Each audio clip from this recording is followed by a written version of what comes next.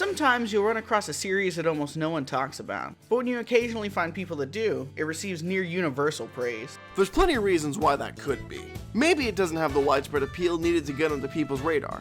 Maybe it came out at the wrong time to have a real chance of success. Or maybe most people who have seen it are a bit too embarrassed to recommend it because it's, strange, to say the least.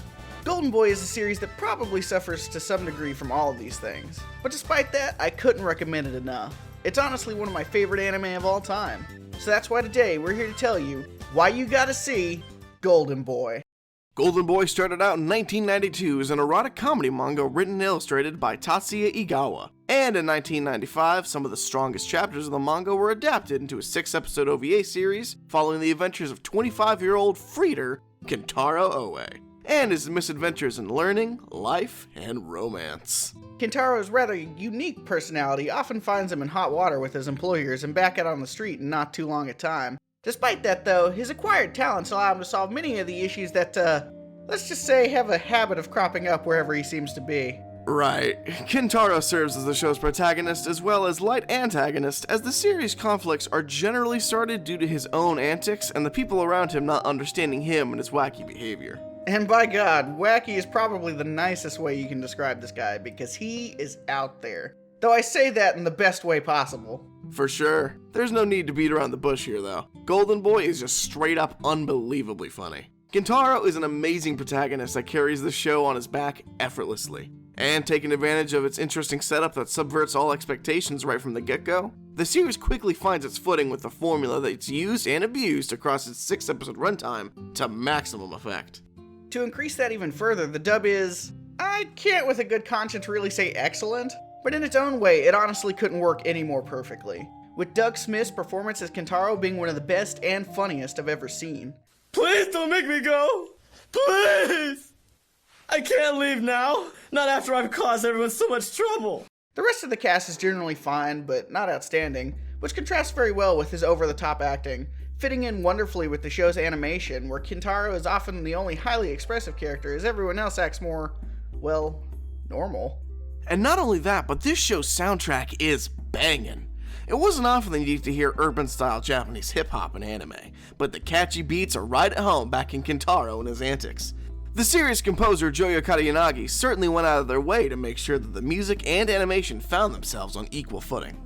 And speaking of equal footing, that's something that Kentaro and his employers are never on. Without spoiling too much, Golden Boy's gimmick is one that regularly puts Kentaro 3 steps ahead of everyone else, even though he often doesn't intend to be. And while this gimmick makes for an amazing twist in the first episode, we're privy to it going forward, but despite that, it manages to keep the twist coming, in ways that keep us as the audience enthralled to hopefully see Kentaro rise above everyone's expectations. As I, an expert on the subject, can tell you, there's no better feeling in the world than being right. And so when literally every character looks down on Kentaro or doubts his skills, we get to sit back and wring our hands just waiting for something to inevitably prove them wrong and get turned on their heads. The twist in the first episode, in terms of instant gratification, was like eating an entire box of Twinkies.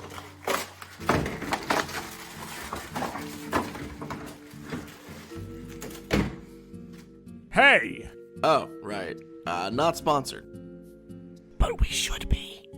So here's the part where we'll probably unsell a bunch of people. This show is really weird, and it tops out early and often with our leading man Kentaro's perversion. Relying heavily on sexual comedy, never quite pushing all the way into actual porn, but getting a little too close on numerous occasions. And that's honestly something that I can't overstate because it really pushes things all the time. And those aren't even the worst times. Like in the 5th episode when that lady... Sacred, no! Spoilers! Also, I don't think we're allowed to say that on YouTube. Ah, fair. Of course, of how much of an issue this is will vary wildly from person to person, but we did want to give the warning so no one gets an unexpected eyeful of something they'd really prefer not to. Ahem. Oh yeah, and we also recommend that nobody under the age of 18 engages with the show at all. So yeah. But for those over 18, we truly could not recommend it enough, and I fully hope that you'll check it out at the earliest opportunity. You're not likely to find another comedy anime that can stand toe-to-toe with Golden Boy. In its short but sweet runtime, it stands shoulder to shoulder with many titans of the industry, and even manages to eclipse a lot of them with its charm, wit, and very large, cast of lovable characters. Action. Hey guys, thanks for sticking around until the end of the video. Have you seen Golden Boy before? If so, what'd you think about it? If not, have we managed to sell you on it? Let us know in the comments. If you want to see more by us, you should check out this video we made a while back determining the most dateable character in Inuyasha. Or if you're looking for more just like this, then click that subscribe button to be notified when the next Why You Gotta See goes live. Either way, we hope to see you again soon. Later.